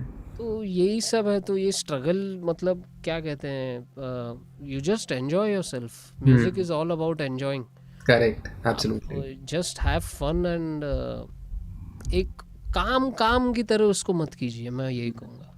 True. Just treat it as a fun thing which, बिल्कुल। क्योंकि हर कोई म्यूजिशियन नहीं होता है पहली बात तो। सही बात है। तो ये एक ब्लेसिंग है अपने आप में, तो एंजॉय कीजिए इसको। अच्छा, एक आई वाज थिंकिंग लास्ट एक दो क्वेश्चंस ही हैं, तो मेरे को लग रहा था कि हमने इतनी सारी चीज़ें जान ली है, from personal experiences to professional experiences. मुझे लगता है कि हम एक छोटी सी चीज़ अगर इसमें इन्वॉल्व और कर सकें तो दैट इज़ समथिंग प्रैक्टिकल, कि आपने का किया हुआ project, because if I am not wrong आप लॉजिक ही यूज़ करते हैं, and I have seen you taking so many workshop, so many sessions, और आप इनफैक्ट खुद रिकॉर्डिंग भी करते हैं। अभी रिसेंटली आपका एक माउथ परकशन वीडियो देखा था मैंने, पर्सनली बहुत पसंद आया था मुझे। So I was thinking why not, if possible, अगर आपका हम कोई भी एक प्रोजेक्ट का छोटा सा ब्रेक डाउन देख लें और आपकी एक अप्रोच देख लें लेयरिंग के टुवर्ड्स, सो दैट कहीं ना कहीं एक एज एन ऑडियंस लोगों को पता चले, हम लोगों को एक चीज़ पता चले कि how do you start to build up a groove. एक ग्रूव आइडिया तो आया माइंड में, उसको बिल्ड कैसे करते हैं। करेक्ट। राइट। तो do you have any project in mind? I do. यहाँ पे जो दिलबर वो गाना आया था राजी मूवी से, राइट राइट राइट राइट। तो शंकर एहसान लॉय लेजेंडरी ट्रियो का संगीत है। और शंकर सर मतलब उनका आशीर्वाद और प्यार इतना मिलता है, तो उनका फ़ोन आया, बोले अरे ऐसे कश्मीरी फोक पे बेस्ड एक बोले गाना करना है। तो बोले तेरे घर में जितने घड़े हैं सब लेके आ। मैं बोला घड़े कौन? बोले सब लेके आ, मिट्टी का घड़ा लेके आ, स्टील का घड़ा लेके आ, एल्यूमिनियम का घड़ा लेके आ, कॉपर का लेके आ। बोले मेरे को वो कश्मीरी साउंड क्रिएट करना, बिकॉज कश्मीर में वो सब घड़े बजा के और वैसे ही एक वहाँ का म्यूज़िक वैसे ही है। तो फिर मैं गया और उनके पास, और उन्होंने मुझे मतलब क्या कहते हैं कि बहुत विश्वास दिखा के, और उन्होंने बोले अब देख ये ढांचा है गाने का, अब तेरे हिसाब से देख कैसे क्या करना है, मुझे यहाँ पे ये चीज़ें पर्टिकुलरली चाहिए। सो मैं बोला ठीक है करते हैं। और वो फिर बाद में मैंने उनसे रिक्वेस्ट की और कहा कि अगर आप एक इसका एक सेशन मुझे अगर दे सकें गाना रिलीज़ होने के बाद, अगर इफ़ यू डोंट माइंड, अगर मैं ये नॉलेज अगर शेयर करना चाहूँ। So he is very kind and he is like, बोले अरे लेके जा, पक्का लेके जा। तो दिलबरों का सेशन यहाँ पे है मेरे पास। क्या बात है। आई विल क्विकली शो कि कैसे मैंने शुरू किया है और कैसे स्टार्ट होता है गाना जी। तो मतलब of course as everyone has heard the song, तो वो शुरुआत ही वो मटके से ही होती है। अच्छा। वो जो मेटल के मटके हैं, और तो ये it start something like this.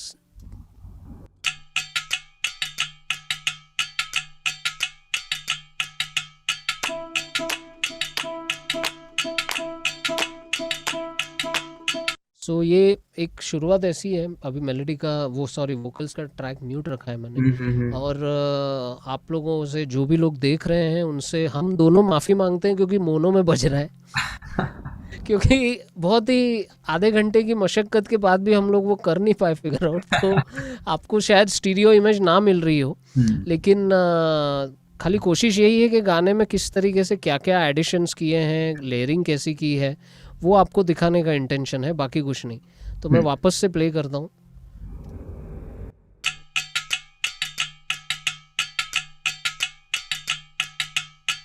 वजह से खान मुझको दिल में रुक साथ म्यान बार जानो. वजह से खान मुझको दिल में रुक साथ म्यान बार जानो. वजह से खान मुझको. सो ये शुरुआत बहुत ही सिंपल शुरुआत की हुई है. ये मेटल के मटके हैं जो जिससे गाना शुरू हो रहा है. फिर उसके बाद क्लैप्स की एंट्री होती है. राइट. ये क्लैप सेक्शन है तो ये आ जाता है. फिर ये जो स्नैप्स हैं, जो चुटकी, करेक्ट, वो एक है, उससे गाना शुरू होता है. तो इफ़ यू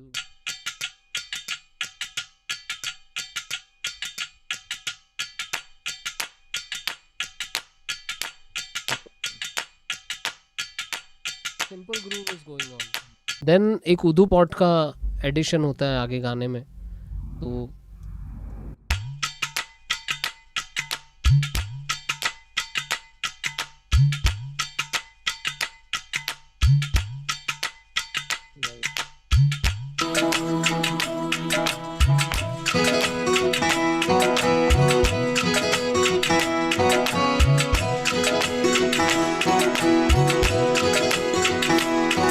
उंगली पकड़ के तूने चलना सिखाया था ना. दहलीज ऊंची है ये पार करा दे.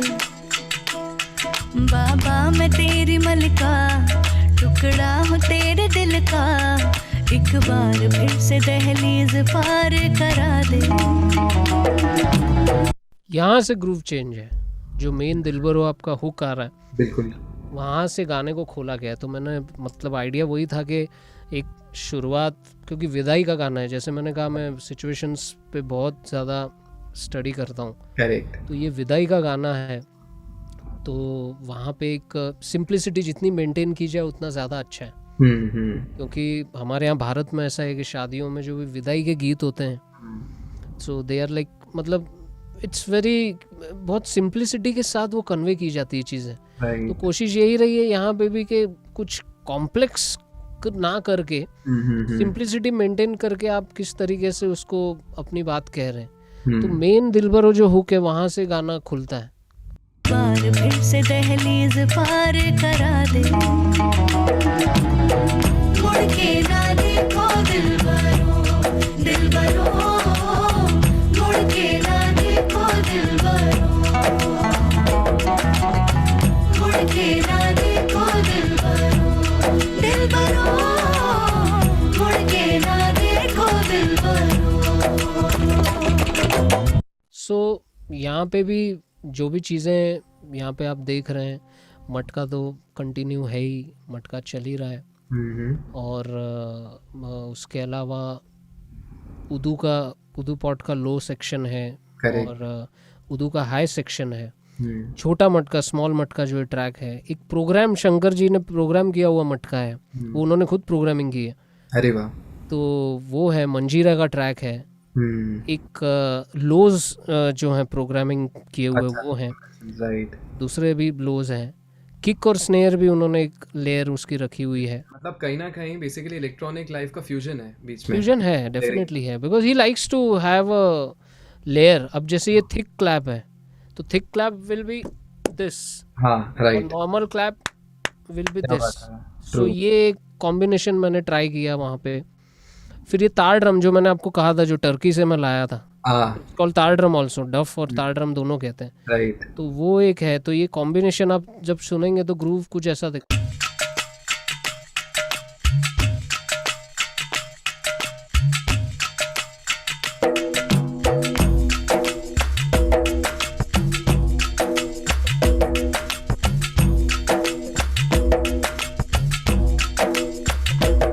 अभी तार ड्रम को मैं अगर म्यूट करूं तो वो एक लेयर, मतलब मिसिंग कुछ लगेगा उसमें। So if I mute it, it will sound something.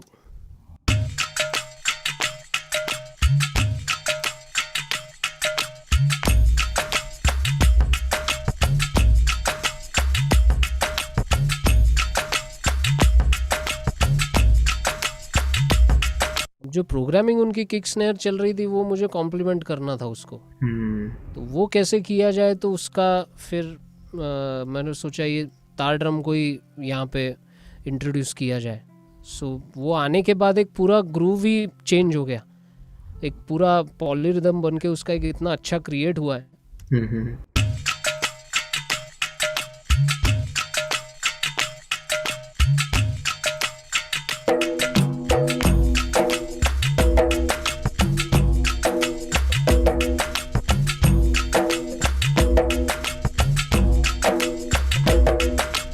तो nowhere it's disturbing your lyrics, nowhere it's disturbing your composition. बहुत बहुत ही सुंदर, मतलब इसको हटा के ऐसे लगा बहुत जेनेरिक सा लूप प्ले हो रहा है, एक बड़ा अच्छा किक, उसका ग्रूव था, एक वाइब थी, लेकिन ऐसा लग रहा था कि हाँ कहीं ना कहीं सुनी है वो चीज़, लेकिन ये इंस्ट्रूमेंट ऐड होते ही ऐसी सिग्नेचर साउंड बन गई, जैसे तब साउंडिंग समथिंग वेरी डिफरेंट। सो अभी वो तार ड्रम की एंट्री के बाद आप वापस सुनेंगे गाने के साथ, लिरिक्स के साथ, तो वो कहीं पे भी हार्म नहीं कर रहा है। एक बार फिर से दहलीज पार करा दे, मुड़ के ना देखो दिलबरो, दिलबरो, मुड़ के ना देखो दिलबरो, मुड़ के ना देखो दिलबरो, दिलबरो, मुड़ के ना देखो दिलबरो। सो और ढोलक फिर मैंने इंट्रोड्यूस की, वो सीधा म्यूजिक सेक्शन में किया है, बहुत ही सुंदर। उसके पहले किया ही नहीं है। वो कुछ छपकी का पैटर्न हो गया या कुछ हो गया, ये कुछ भी नहीं है। तो वो आप अगर सिर्फ ढोलक को और मेलोडी और वॉइस को सुने तो वो वॉइस हो जाने के बाद आपका दिलबरो हुक के बाद म्यूजिक सेक्शन में ही सिर्फ ढोलक है। सो वो इट विल बी लाइक मुड़ के ना देखो दिलबरो।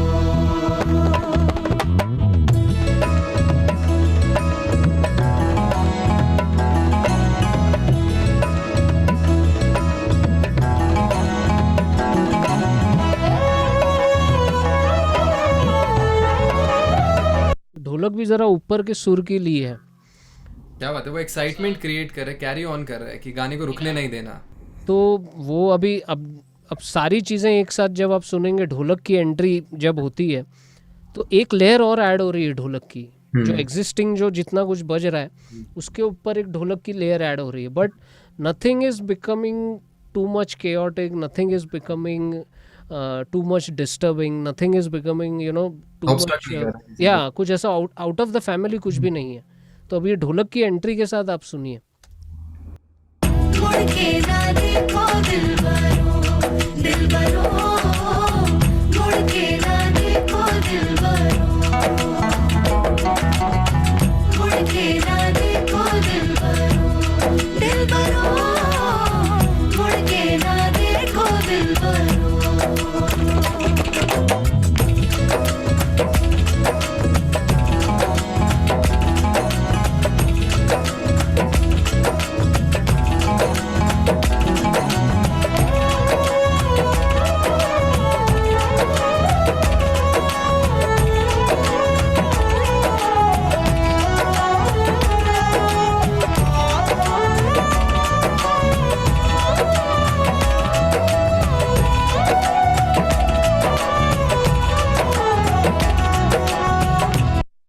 So this was the idea. Again अंतरे में जाके ढोलक फिर से वो एक मिनिमल हो जा रहा है। अच्छा दिवेश जी, मैंने एक इंस्ट्रूमेंट सुना है, एक एलिमेंट ढोलक के साथ ना एक किट किट करके एकदम फिलर्स की तरह जो आता है, वो कौन सा घटम ही लग रहा है, बट कौन सा घटम है? मटके ही बजाए हुए हैं, अच्छा, मटका ही है वो। मटका ही है अभी। जैसे ये ढोलक बहुत अच्छा, वो ऐसे ऐसे ले जा रहा है म्यूजिक को ना, वो बहुत अच्छा लग रहा हाँ, है। वो एक उसका एक अलग झोल तैयार हो रहा है। Right right right right. या तो इट इज दिस ओनली, ये जितने मेटल का मटका हो गया, मेटल का मटका लेफ्ट का अच्छा। है, तो ये अभी आप सुनेंगे तो ढोलक की entry.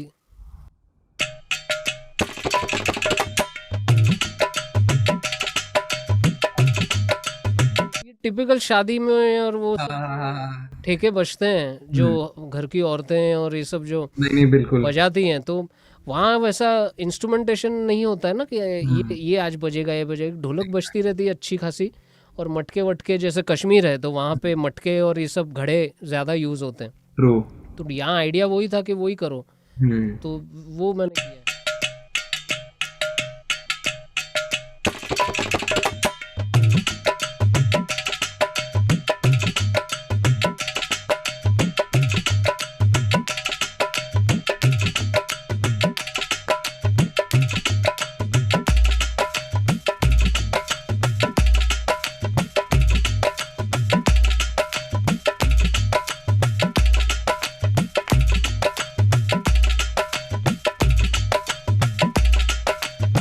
So this was the idea कि सिंप्लिसिटी मेंटेन रहे गाने में। Right. I love how you use the claps. Claps इतनी सारी स्नैप्स और क्लैप्स से जो आपने ग्रूव्स बीच बीच में भरा है ना, वो रनिंग लग रहा है। But very balanced and very subtle. Super, मतलब एक गैप भी नहीं छोड़ा कि मतलब प्रॉपर फिल भी कर दे, ना ओवरशूट हो ना खाली लगे। हाँ, तो आइडिया इज दैट के how Amazing. You maintain it, how you maintain that thing. So बहुत या सो यही है, और ये गाना बहुत लोगों ने पसंद किया है, and I think it has crossed over 200 millions on YouTube. क्या बात है, congratulations. And the ones who are seeing this video, जो भी लोग देख रहे हैं, जिनको मजा आया ये देख के, you know, do follow Deepesh Verma ji. इनके सोशल मीडिया की लिंक ना मैं डिस्क्रिप्शन में दे दूंगा, because trust me, he keeps posting new things there. मेरे को भी बहुत मजा आता है, तो once in a while even I you know start checking out. मेरी तो फीड में आना शुरू हो गया है अभी। जैसे माउथ परकशन वीडियो देखा था मैंने, लाइक टोटली लविंग इट। तो बहुत बहुत मजा आता है ये सब देख के ना, ब्रेक डाउन। सो यही था दिलबरो जो किया था मैंने। ऐसे काफ़ी गाने हुए हैं, और बहुत I have been fortunate enough के लोगों ने बहुत सराहा है उनको, रिदम बहुत पसंद किया है, and all thanks to the composers, the music arrangers, the sound engineers. इन सब के सपोर्ट के बिना और प्यार के बिना मुमकिन नहीं होती चीज़ें। तो टीम वर्क बहुत ज़रूरी है। या सो यही सब है, और बाकी तो आपने सब कह ही दिया है। क्या बात है। नहीं, thank you so much Deepesh ji, काफ़ी मज़ेदार चीज़ थी। सो आई थिंक एक ना मेरे पास लास्ट कंक्लूडिंग क्वेश्चन जो था, दैट वाज कि that again you know, I think मैं थोड़ा ऑडियंस के उससे भी सोचता हूँ कि थोड़ा उनको भी ना ऐसा कुछ होमवर्क मिल जाए कि वो लोग की ना रिसर्च चलती रहे, उनको कुछ मिल जाए पढ़ने के लिए। तो वो ये है कि आपके इन्फ्लुएंसेस या आपके इंस्पिरेशंस ऐसे कोई जिनका आप कुछ नाम लेना चाहोगे, या जिस टाइप का आप म्यूज़िक फॉलो करते हो। वैसे तो हम क्या मोस्टली सारी चीज़ें ही सुनते हैं, but then is there anything specific that you feel कि हाँ, कहीं ना कहीं क्रिएटिविटी में बूस्ट आता है उससे? बिकॉज म्यूजिक में तो आई have scene one thing, the more you listen the more creative you get, the more ideas you have, option ज़्यादा आ जाते हैं। तो ऐसे कोई आपके एक तो इन्फ्लुएंसेस, इंस्पिरेशंस कौन है? एंड सेकेंड थिंग, अगर आप कुछ सजेस्ट कर सके उनको कि रिदम की नॉलेज अगर किसी को बिल्ड करनी है, तो किस आर्टिस्ट को, किस टाइप का म्यूजिक सुन सकते हैं वो? सी मेरे इंस्पिरेशन तो सबसे पहले मेरे गुरु उस्ताद तौफीक कुरैशी हैं, जी।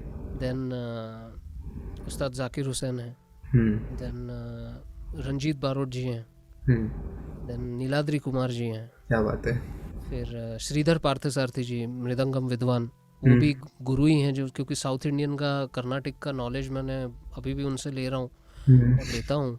और जहाँ तक म्यूज़िक सुनने की बात है, तो मेरा ऐसा मानना है कि कोई भी म्यूज़िक ख़राब नहीं है, it's all about your choice. True.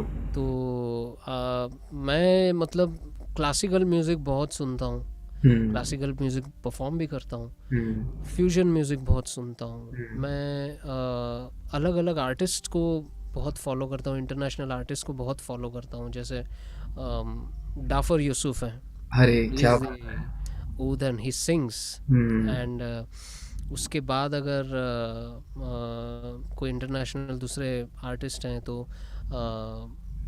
टाइग्रान हमासियन है, इज अ जैज पियानिस्ट। अच्छा अच्छा। देन हिरोमी एक लेडी हाँ हाँ, पियानिस्ट हैं, she is right right right. यानी ऑफ कोर्स। हम्म। एंड बहुत सारे ऐसे दूसरे भी इंटरनेशनल आर्टिस्ट हैं। एक तेज ओहोस दे ब्रूहो नाम का एक बैंड है, they are into Latin music, so I listen to them a lot. Trilok Gurtu ji हैं, उनको बहुत सुनता हूँ। और उसके अलावा यहाँ पे इंडिया में बहुत सारे लेजेंड्स हैं जिनको सामने देख के सुनने का मौका मिला है, और अभी भी उनको उनके रिकॉर्डिंग सुन के, उनको यूट्यूब पे वीडियोस देख के भी बहुत कुछ सीखने मिलता है। तो मतलब पंडित शिव कुमार शर्मा जी हैं, पंडित हरिप्रसाद चौरसिया जी हैं, और मतलब पंडित रविशंकर जी हैं, और अब्बा जी उस्ताद अल्लाह रखा, मेरे दादा गुरु, उनको अभी भी उनकी रिकॉर्डिंग्स और ये सब सुनता हूँ तो बहुत ही कुछ सीखने मिलता है। तो मैं यही कहूँगा, रिदम का जहाँ तक मेरी तालीम ऐसी रही है, मुझे जो तालीम दी गई है वो यही है कि रिदम हर जगह है। वो आपकी चलने की चाल में है, वो आपके बात करने के पैटर्न में है, वो आपके क्या कहते हैं सांस लेने के एक फ्लो में है। तो रिदम हर जगह बसा हुआ है, क्या बात आपको खाली वो देखना है बस। तो वो क्या होता है ना कि विजन ऐसा ना रहे कि ऐसा अगर रहे तो it will help you a lot. Right. मेरे कहने से 5 से 6 आर्टिस्ट सजेस्ट करने से अच्छा है कि आप लोग खुद अपने आप को अंदर से एक्सप्लोर करें उस चीज को। रिदम को हर चीज में देखिए। लोग कभी कभी कहेंगे कि अरे यार ये क्या, मतलब थोड़ा यहाँ से हो गया है कुछ तकलीफ, थोड़ा पागलपन जरूरी है। पागलपन जरूर, लेकिन वो पागलपन ही आपको कुछ ना कुछ बनाएगा, कुछ ना कुछ आपको कहीं पे लेके जाएगा। तो यही सब मेरे ख्याल से, और मेरे हिसाब से music is all about practical knowledge instead of reading the books, I feel. मतलब नो ऑफेंस, मैं बहुत क्या कहते हैं, किताब पे भी जो चीज़ें, म्यूज़िक पे भी किताबें जो हुई हैं और जो लिखा गया है वो बहुत ही वैल्यूएबल है, बट संगीत प्रत्यक्ष रूप से जितना ज़्यादा हो वो ज़्यादा इम्पैक्टफुल रहता है, ऐसा मेरा मानना है। मैं दीपेश जी आपको एक पर्सनली बात बताऊं, एक्सपीरियंस शेयर करूं। मेरे पास डेफिनेटली नया नया सीखते हैं म्यूज़िक प्रोडक्शन, ऑडियो इंजीनियरिंग, सबसे पहले किताबें ढूंढते हैं, देखते हैं कौन सी बढ़िया किताबें। मोटी मोटी किताबें थी, डाउनलोड करके रखी, खरीद ली, सब रख ली, लेकिन कुछ उसमें पल्ले नहीं पड़ी चीज़ें। नई चीज़ें दिख रही थी लेकिन समझ नहीं आ रही थी, बिकॉज एप्लीकेशन नहीं था। उस मोमेंट के लिए समझ आ भी गई तो अप्लाई नहीं कर पा रहे, 2 महीने बाद भूल गए। लेकिन व्हाट आई ऑब्जर्व्ड वाज, जब मैंने प्रैक्टिकली एक्सपीरियंस लिया, when I was actually capable of making a good track, जब मेरे को इतना कॉन्फिडेंस आया कि हाँ मैं कर सकता हूँ ये चीज़, और फिर जब when I looked back and when I went back to the books, तब जाके मुझे चीज़ें समझ आने लगी उसमें। तो क्या मुझे फील होता है कि पहले प्रैक्टिकल एक्सपीरियंस गेन करो, चीज़ें करो, उसके बाद you can still go back to the books और कुछ वहाँ से सीख सकते हो, पॉइंटर्स मिल सकते हैं कि हाँ अच्छा मैं ऐसे करता था, ऐसे भी उसमें तरीका लिखा है। लेकिन सिर्फ बुक से पढ़ के उधर जाओगे, इट्स मोर लाइक कि तुम स्विमिंग करना चाहते हो, तुम किताब में पढ़ रहे हो स्विमिंग ऐसे करते हैं और पूल में कूदते हैं, पूल में जा नहीं रहे हो, करेक्ट।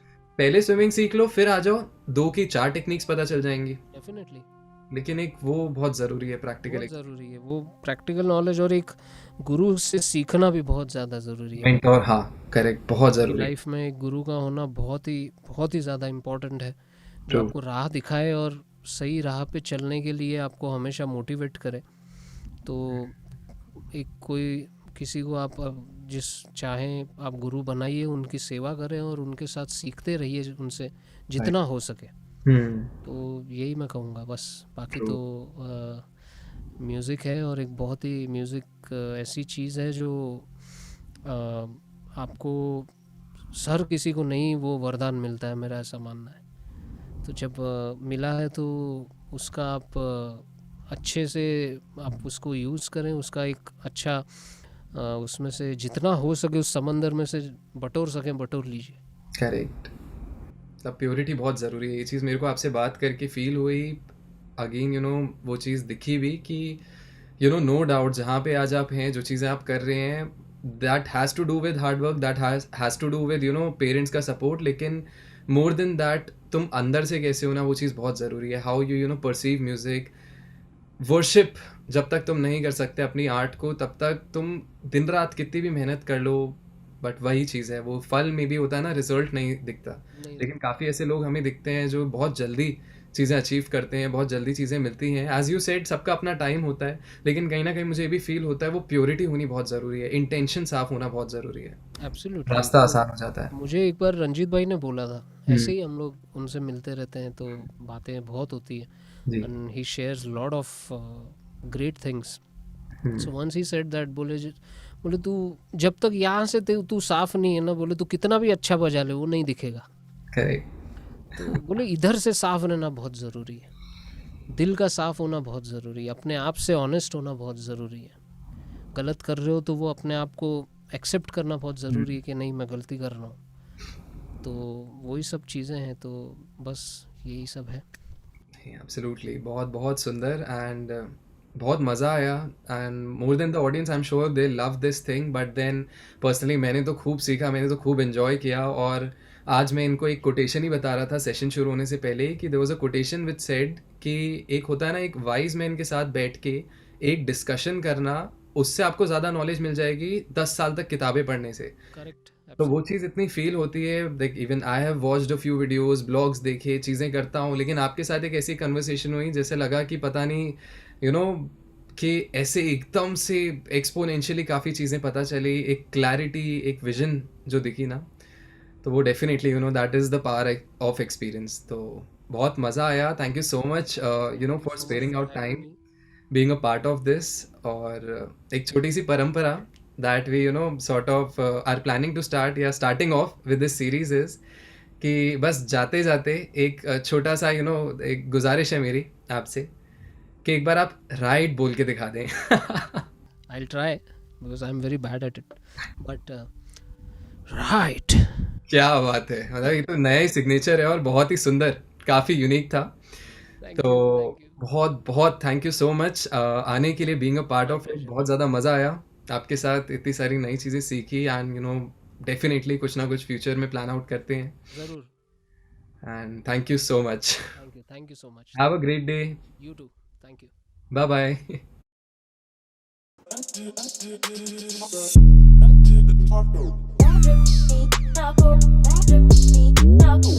Set up.